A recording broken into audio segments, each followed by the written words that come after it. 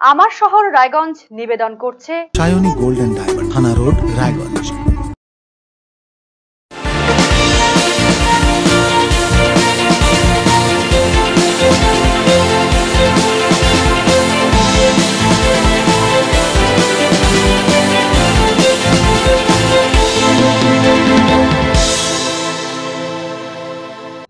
নমস্কার, আপনারা দেখছেন আরসিটিভি সংবাদ। আমার শহর রায়গঞ্জ নিয়ে এই মুহূর্তে রয়েছে আমি শাশ্বতী। প্রথমে যে খবর দিকে নজর রাখবো, 15 বছরের পুরনো ট্রাকের ফিটনেস ফি এক ধাক্কায় আকাশ ছোঁয়া, প্রায় 21 গুণ বেড়েছে। বার্ষিক ফি 840 টাকা থেকে বেড়ে হয়েছে 13,550 টাকা। এই পরিস্থিতিতে নাজেহাল ট্রাক মালিকেরা। এমনিতে ব্যবসায় মন্দা, তার উপর ফিটনেস ফির বোঝা বইতে গিয়ে ক্ষতির মুখে পড়তে হচ্ছে বলে দাবি ট্রাক মালিক সংগঠনের। অবিলম্বে বিষয়টি কেন্দ্রীয় সরকারের পুনর্বিবেচনা করা উচিত বলে দাবি তাদের। দিনকে দিন বাড়ছে পেট্রোপণ্যের দাম। এই পরিস্থিতিতে ক্ষতির মুখে পরিবহন ব্যবসা। এরই মধ্যে গোঁদের ওপর বিস্ফোরা হয়ে দাঁড়িয়েছে ট্রাকের বার্ষিক ফিটনেস ফি। বেশ কিছুদিন আগে কেন্দ্রীয় সড়ক পরিবহন ও হাইওয়ে মন্ত্রকের তরফে একটি নির্দেশিকা জারি করা হয়েছে, যেখানে 15 বছরের বেশি পুরনো ট্রাকের বার্ষিক ফিটনেস সার্টিফিকেট পুনর্নবীকরণ ফি বেড়ে হয়েছে আকাশ ছোঁয়া। আগে বার্ষিক এই ফি ছিল 840 টাকা। নয়া নির্দেশিকা অনুযায়ী এখন এই ফি বেড়ে হয়েছে 13,550 টাকা। প্রায় 21 গুণ বেড়ে গিয়েছে এই ফি, আর এতেই কুপোকাত হয়ে পড়েছেন ট্রাক মালিকেরা। এমনিতেই পরিবহন ব্যবসায় মন্দা দেখা দিয়েছে, চারিদিক থেকে চাপছে ট্যাক্সের বোঝা, তার উপর এই ফি বৃদ্ধিতে নাজেহাল হতে হচ্ছে। এমনটা চলতে থাকলে বন্ধ হয়ে যাবে এই ব্যবসা, এমনটাই মত মালিক পক্ষের। কেন্দ্রীয় এই নীতির সমালোচনায় সরব হয়েছেন সর্বস্তরের ট্রাক মালিকেরা।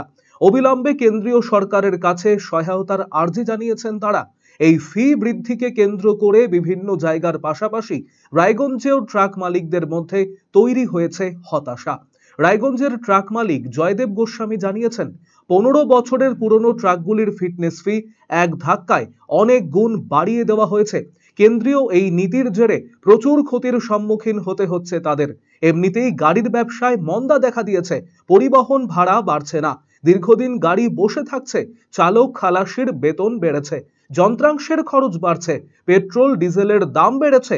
তার মধ্যে কেন্দ্রীয় এই নীতির জেরে পথে বসতে হবে ট্রাক মালিকদের। ফিটনেস ফি 15 বছরের গাড়ি আগে আগে ছিল হচ্ছে ফিটনেস ফি পার ইয়ার 840 টাকা। বর্তমানে 15 বছর পার হলে, 15 বছর একদিন হয়ে গেলে সেই ফিটা 13,550 টাকা হয়েছে। আগে কত ছিল? আগে ছিল 840 টাকা, এখন বর্তমানে 13,550 টাকা। এটা কেন্দ্র সরকারের ভ্রান্ত নীতি। প্রচুর ক্ষতি, আমাদের প্রচুর ক্ষতি। 840 টাকা, এমনি তো গাড়ি ঘোড়ার ব্যবসা নাই, গাড়ি ঘোড়ার ব্যবসা নাই, ঠিক মতো পরিবহনের ভাড়া আমরা ঠিক মতো পাই না, দীর্ঘদিন গাড়ি বসে থাকে। তারপরে ড্রাইভার, খালাসি, গাড়ির যন্ত্রাংশের দাম দিন দিন বেড়ে যাচ্ছে, পেট্রোল ডিজেলের দাম দিন দিন বেড়ে যাচ্ছে।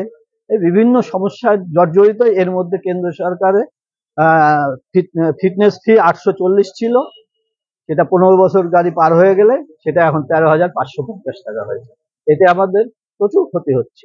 তাহলে আপনার চাচ্ছেন কি? আমরা যাচ্ছি কেন্দ্র সরকার এই নীতি পরিবর্তন করে 840 টাকা পুনরায় নিয়ে আসুন। ট্রাক মালিক শেখর রঞ্জন দেব জানিয়েছেন, আগে ফিটনেস ফি ছিল 840 টাকা, এখন বেড়ে হয়েছে 13,550 টাকা। এমনিতেই গাড়ি চালানো অসম্ভব হয়ে যাচ্ছে, কিছু গাড়ি ভাঙড়িতে চলে গিয়েছে, ট্যাক্সও বেড়ে চলেছে। তাই কেন্দ্রীয় সরকারের উচিত এই নীতিকে পুনর্বিবেচনা করে দেখা, না হলে ভাঙড়ি ধরে গাড়িগুলি বিক্রি হয়ে যাবে, বেকার সংখ্যা বাড়বে চুরি ছিনতাইয়ের মতো ঘটনা।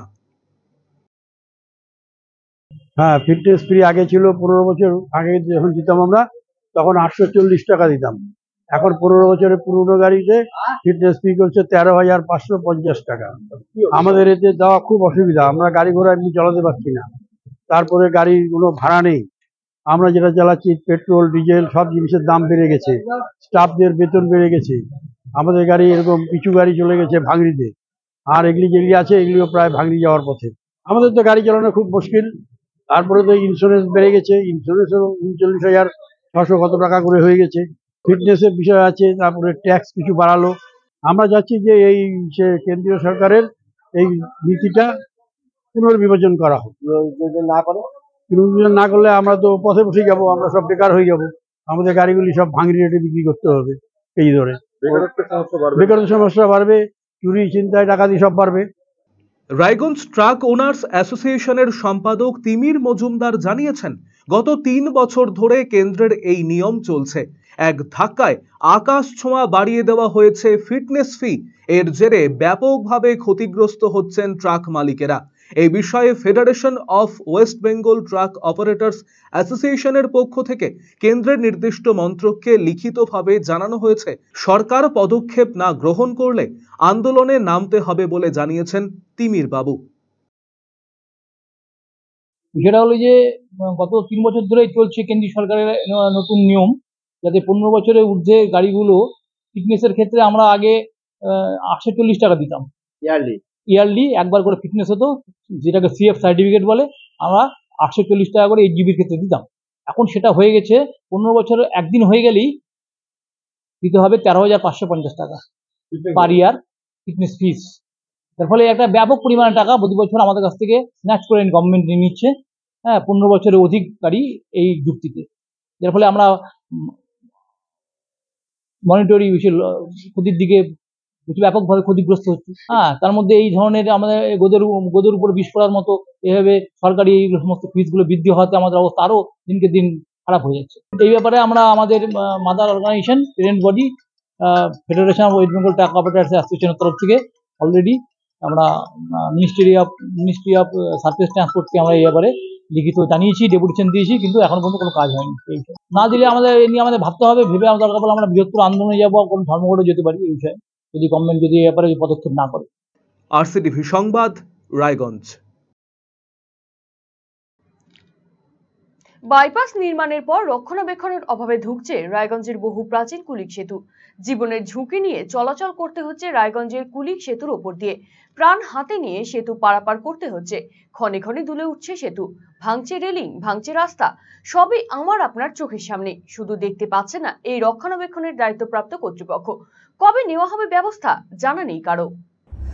এক সময় ছিল 34 নম্বর জাতীয় সড়ক। এই সড়কের ওপরে স্বাধীনতার আগে তৈরি হয়েছিল কুলিক সেতু।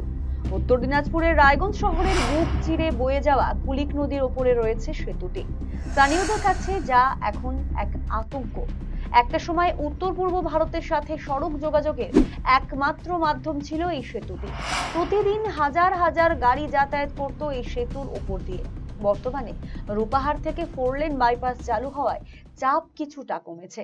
তবু এই সেতুর গুরুত্ব এখনো কমেনি, কেননা রায়গঞ্জ শহর থেকে শিলিগুড়িগামী গাড়িগুলি এই সেতুর উপর দিয়েই যাতায়াত করে।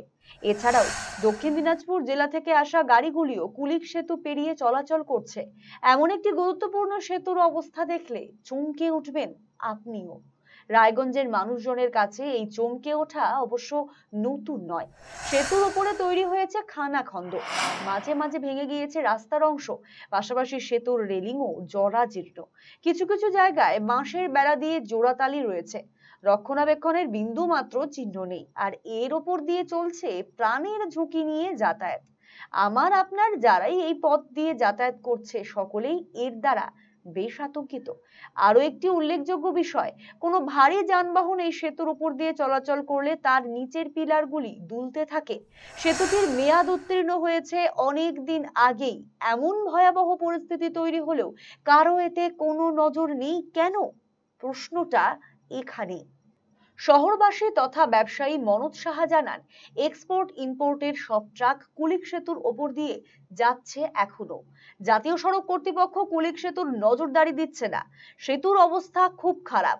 এক্সপোর্ট ইম্পোর্টের গাড়িগুলি বাইপাস হয়ে গেলে অনেক দূরত্ব তৈরি হবে। সেতুর অবস্থা আরো ভয়ঙ্কর হলে যোগাযোগ একেবারে বিচ্ছিন্ন হয়ে যাবে। বাইপাস অন্তর্ভুক্ত হারাইছে বলতে কি, যেরকম এক্সপোর্ট ইম্পোর্টের যত ট্রাক যা আছে সব তো আমাদের পুলিশ ব্রিজের উপর দিয়ে যাচ্ছে, কিন্তু এনএইচ পুলিশ ব্রিজটাকে নজরদারি দিচ্ছে না। আগের থেকে তো ব্রিজের অবস্থা খুব শোচনীয়, খুব খারাপ অবস্থা। এখন যদি এক্সপোর্ট ইম্পোর্টের গাড়ি বা অন্যান্য গাড়িগুলা যদি বাইপাস হয়ে ঘুরে যায় তাহলে অনেকটা দূরত্বটা লেগে যাবে ওদের। তো এনএইচকে আমাদের পুলিশ ব্রিজের উপর নজরদারি দেওয়া উচিত, ঠিক করা উচিত। আগামীতে যদি ব্রিজটা নষ্ট হয়ে যায় তাহলে আমাদের যোগাযোগের ব্যবস্থা খুবই বিচ্ছিন্ন হয়ে যায়। উত্তর Dinajpur bus minibus owners welfare অ্যাসোসিয়েশনের সাধারণ সম্পাদক প্লাবন প্রামাণিক জানান, রায়গঞ্জ হয়ে যত দূরপাল্লার যাত্রীবাহী বাস রয়েছে, পাশাপাশি পণ্যবাহী ট্রাক কুলিক সেতু দিয়ে যাতায়াত করছে, এটার ভগ্ন দশা রয়েছে।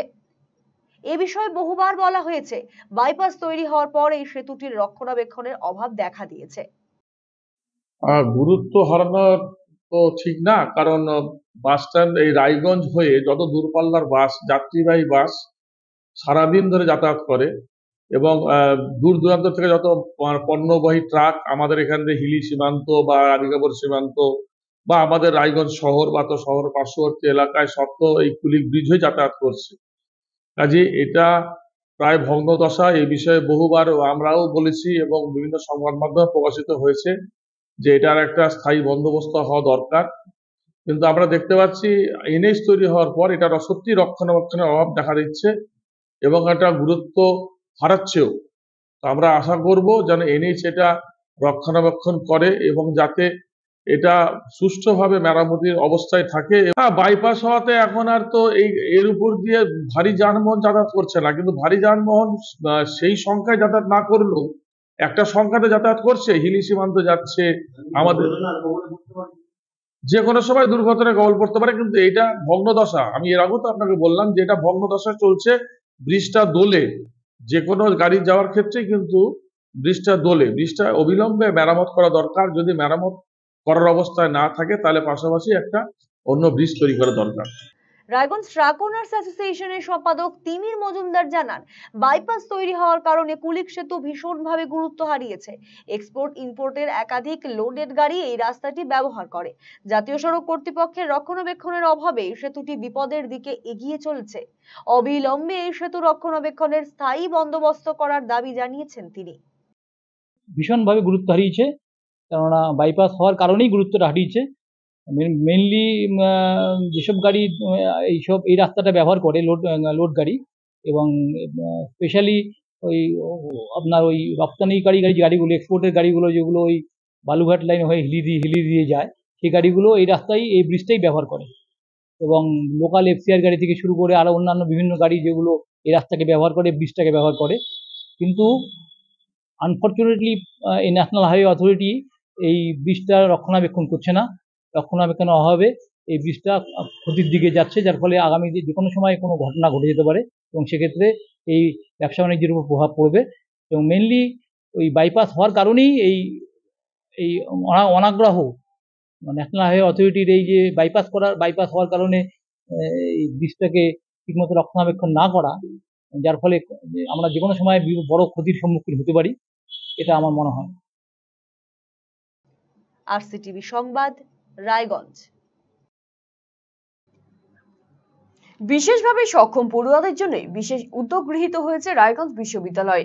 প্রায় 1 বছর ধরে রায়গঞ্জ বিশ্ববিদ্যালয়ে চলছে বিশেষভাবে সক্ষম ছেলেমেয়েদের নিঃশুল্ক পাঠদান কর্মসূচি, যাকে ঘিরে খুশি অভিভাবকেরা। বিশেষভাবে সক্ষম ছেলেমেয়েদের জন্য বিশেষ উদ্যোগ গৃহীত হয়েছে রায়গঞ্জ বিশ্ববিদ্যালয়ে।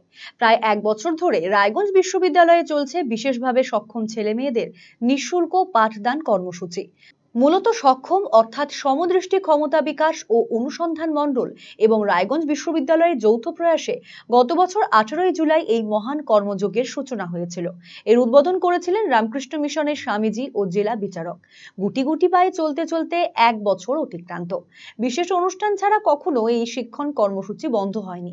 এখানে শুধুমাত্র রায়গঞ্জ নয়, জেলার বিভিন্ন প্রান্ত থেকে দিব্যাঙ্গ পড়ুয়ারা এসে পাঠ গ্রহণ করেন। এই উদ্যোগে সর্বতোভাবে বিশ্ববিদ্যালয়ের সহযোগিতা করেছে, এগিয়ে এসেছে সর্বশিক্ষা মিশনও। অধ্যাপক দেবাশিস বিশ্বাস জানান, সপ্তাহে ছুটির দিন অর্থাৎ শনি ও রবিবার এই কর্মোদ্যোগ চলে। বিশ্ববিদ্যালয়ে পাঠরত পড়ুয়ারা এখানে শিক্ষকের ভূমিকা পালন করেন। দিনকে দিন পড়ুয়ার সংখ্যা বাড়ছে। আমাদের কাছে রোববার ছুটির দিন নয়, রোববার দিন আমাদের কাছে বরঞ্চ অনেক বেশি কাজের দিন। আমরা বলতে আমাদের রায়গঞ্জ বিশ্ববিদ্যালয়ের centre for different able persons এবং সক্ষম সমদৃষ্টি ক্ষমতা বিকাশ এবং উন্নয়ন, এদের যৌথ উদ্যোগে আমরা গত বছর 18 জুলাই থেকে এখানে বিনামূল্যে দিব্যাঙ্গদের জন্য ফ্রি কোচিং সেন্টার চালু করেছিলাম, যেটা শুভ উদ্বোধন করেছিলেন রামকৃষ্ণ মিশনের স্বামী পরেশাত্মানন্দজি এবং মাননীয় জেলা বিচারক মহাশয়। তো তারপর থেকে এটা শীত গ্রীষ্ম বর্ষা কখনোই বন্ধ হয়নি। সরকারি ছুটির দিনগুলো বা পুজো বা এগুলো ছাড়া এটা কখনো আমরা বন্ধ করিনি। এবং আপনারা দেখতেই পাচ্ছেন যে গার্জিয়ানরা এসছে, এখানে আমি আপনার সঙ্গে আলাপ করে দেবো কত দূর থেকে গার্জিয়ানরা আসেন, তাহলে বুঝবেন যে আরও দরকার আছে। মানে চাহিদা অনুযায়ী আমরা আমাদের আরও ঘর দরকার আছে। আমরা এখন দেখি সেটা কীভাবে করা যায়। এই উদ্যোগে আমি পাশে পেয়েছি আমাদের বিশ্ববিদ্যালয় কর্তৃপক্ষকে। এখানে যারা পড়াচ্ছে তাদের মধ্যে অনেক ছাত্রীরাও রয়েছে যারা পড়াশোনা করছে। আমি তাদের কাছেও খুব কৃতজ্ঞ যে রোববার একটা ছুটির দিনে তারা এই 3টে ঘন্টা স্পেশাল বাচ্চাদের জন্য দিচ্ছে, স্পেশাল ছাত্রছাত্রীদের জন্য দিচ্ছে। এই উদ্যোগে খুশি অভিভাবকরা। ইটাহারের বৈদরা থেকে এখানে এসেছেন হাবিবা বিবি।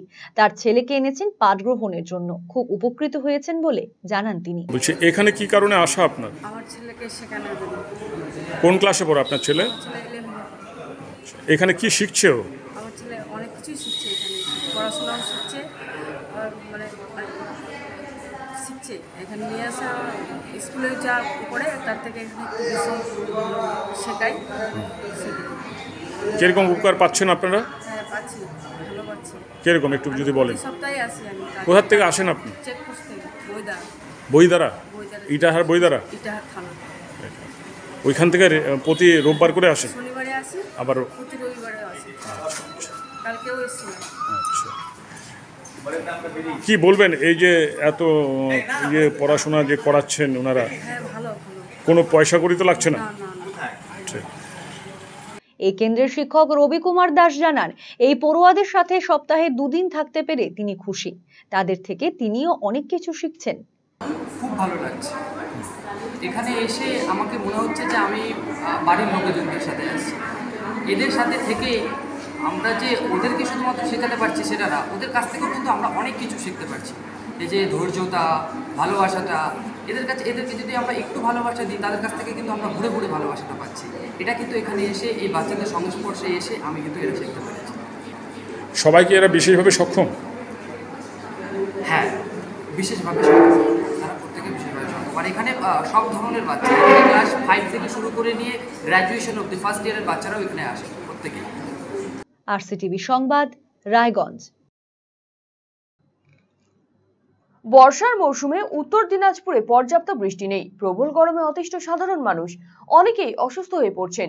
বাতাসে জলীয় বাষ্পের কারণে মারাত্মকভাবে অস্বস্তি বাড়ছে। কবে মিলবে এর থেকে মুক্তি? প্রশ্ন আমজনতার। যদিও আগামী সপ্তাহে বৃষ্টির দেখা মিলতে পারে বলে আশাবাদী আবহাওয়া এবং পরিবেশবিদরা। আষাঢ় মাস পেরিয়ে গিয়েছে। শ্রাবণের মাঝামাঝি সময়ে দাঁড়িয়ে মূলত এই 2 মাসকে বলা হয় বর্ষাকাল। বেশ কয়েক বছর আগেও এই মাস দুটিতে ভরা বর্ষার মুখোমুখি হতেন সাধারণ মানুষ। সকাল থেকে একটানা চলতো বৃষ্টি, কখনো কম কখনো বেশি। কিন্তু এবছরে পর্যাপ্ত বৃষ্টির দেখা নেই। একই ছবি উত্তর দিনাজপুর জেলাতেও। কদিন আগে দিন কয়েক হালকা বৃষ্টি হয়েছে বটে, কিন্তু তা না হওয়ার মতোই।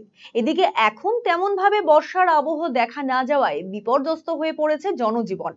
প্রবল গরমে অতিষ্ঠ সাধারণ মানুষ। সকাল 6টা থেকে রোদের তেজ, বেলা বাড়তেই ঝাঁঝ আরো বাড়ছে। মাঠ ঘাট খাল বিল যেন পুড়ছে রোদের তাপে।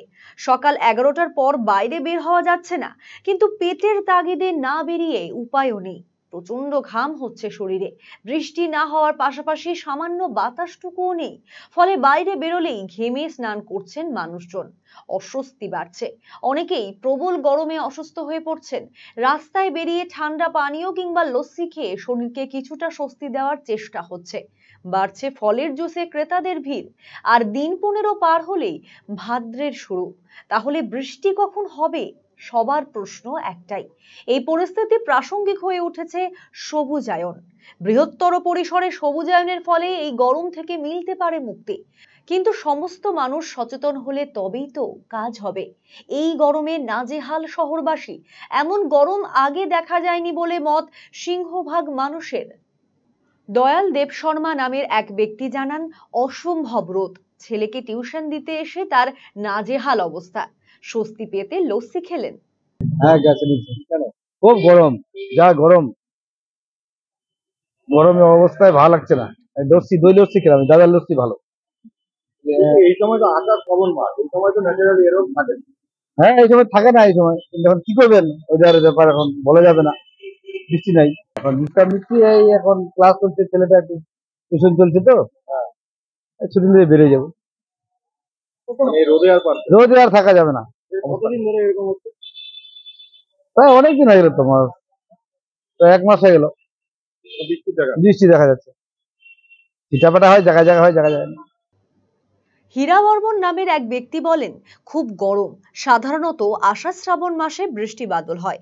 এবছরে আবহাওয়ার পরিবর্তন, সপ্তাহ খানেক থেকে রোদ গরম। রোদ থেকে বাঁচতে টুপি কিনলেন তিনি। 12 তারিখ থেকে আসছে। অনেক এখন বর্তমানে যা পরিস্থিতি, মানে প্রচুর রোদ আর গরম। আষাঢ় শ্রাবণ মাসে স্বাভাবিক এরকম গরম থাকে না, বৃষ্টি বাদল হয়, কিন্তু এই সময় মানে বৃষ্টিরও কোনো খবর নাই, কোনো মানে আবহাওয়াটাই পুরো চেঞ্জ আর কি। প্রায় সপ্তাহখানেক হচ্ছে, গত সপ্তাহ থেকে প্রায় এরকম কন্টিনিউ রোদ গরম চলছে। দেখা যায় কি অন্যান্য বছর এরকম মানে হয় না যদিও, কিন্তু এবার তাও মানে এই সময় আষাঢ় শ্রাবণ মাসে বৃষ্টি হয়, নিয়ম যেটা। এই সময় কিন্তু আষাঢ় শ্রাবণ মাসে যে প্রচুর গরম হচ্ছে, রোদ পড়তেছে, এই রোদে থাকা যাচ্ছে না, কাজ করা যাচ্ছে না। ওই জন্য ওই যে টুপির দোকানে টুপি কিনতে আসছি। দিলীপ পাল নামের এক ব্যক্তি জানান, প্রবল গরম, একটুতেই ঘেমে যাচ্ছে শরীর, অনেকেই অসুস্থ হচ্ছে। আসলে গরম ঠান্ডাতে বসলাম, কারণ যে গরম পড়ছে, গরমে থাকা যাচ্ছে না কোথাও।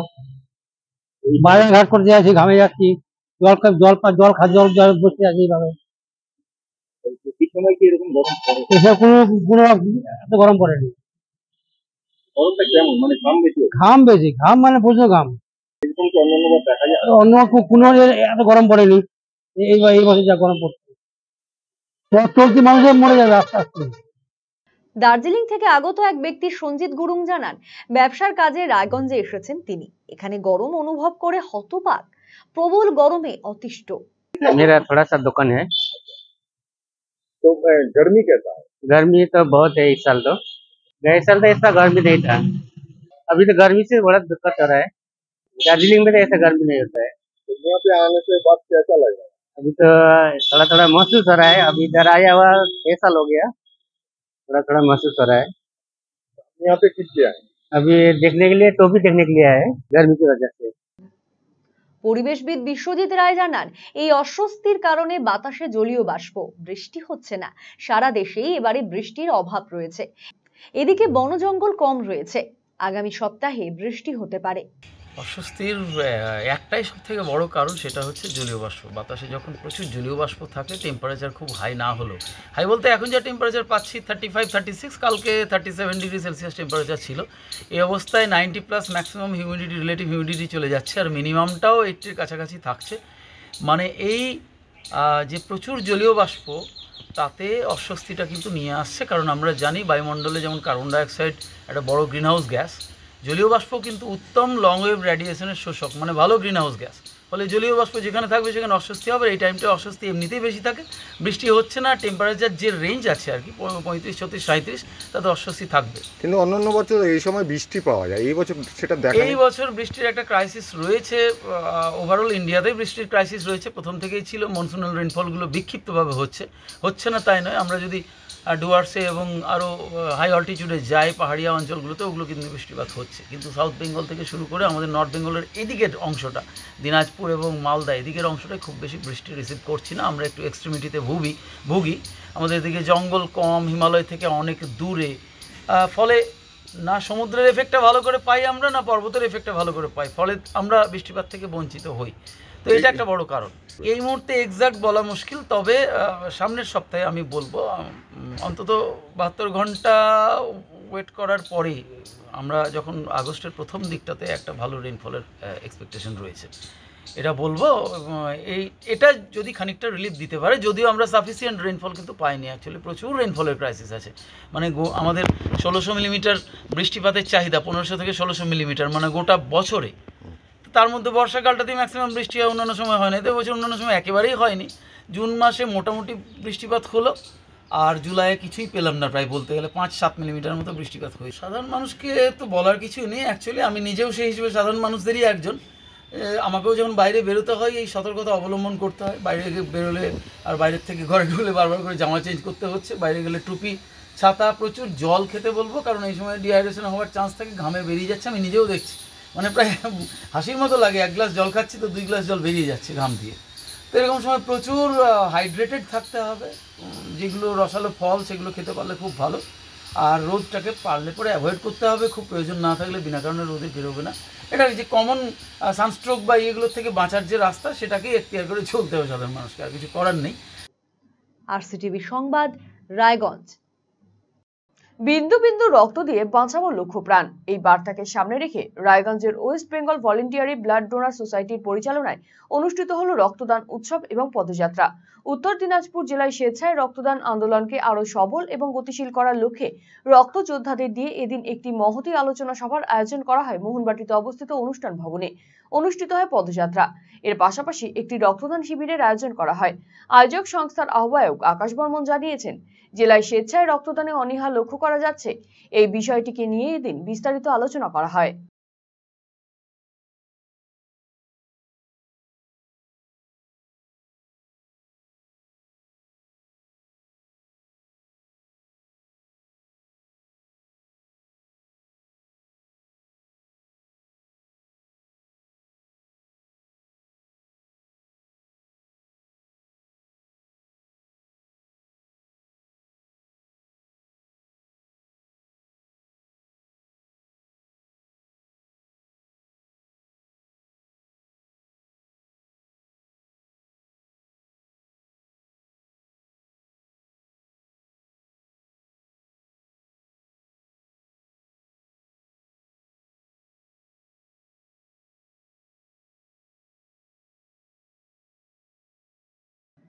চলতি মাসের প্রথমেই রায়গঞ্জ স্টেডিয়াম এবং স্পোর্টস ক্লাব মাঠে শুরু হয়েছিল জেলা ক্রীড়া সংস্থা পরিচালিত স্বর্গীয় দেবকুমার দত্ত আন্তঃক্লাব ফুটবল লীগ।